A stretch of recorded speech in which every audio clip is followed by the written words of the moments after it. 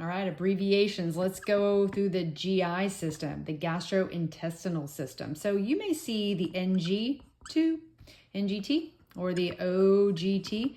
So this G means gastric, and this is the placement, either the N or the O. So it's either a nasal gastric tube or it's an oral gastric tube, and it's the placement. So the gastric tube is the placement, but it can be a small bore, which is also known, there's some called the Dobhoff tubes, which is not in the stomach, it's in the duodenum, or it could be an oral gastric tube, which is going in through the mouth. Typically when somebody's intubated, they will do an oral tube, and this will be a larger bore, also known like as a saline sump type of tube that they may put in through orally. But they are GI tubes.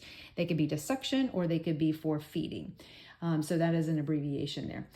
You want to know what INO means, and especially if you're in the GI system. So this is the intake and output.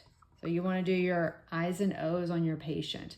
And then, so this is really important. Of course, you may see this too, especially if you are not feeding them and you have an IV. So you may see this KVO. What does that mean?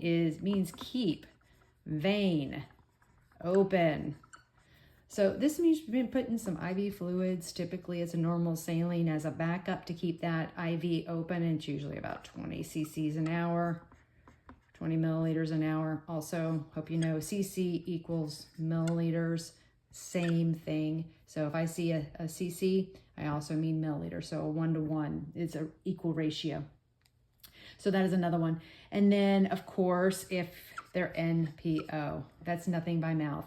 Make sure when you're telling a patient you're NPO, most people don't know what that means, so just tell them they're not allowed to have something by mouth. By using abbreviations with them, it gets them confused, so use terminology for the patients that makes sense to them. So NPO, just say, you're not allowed to have anything to eat.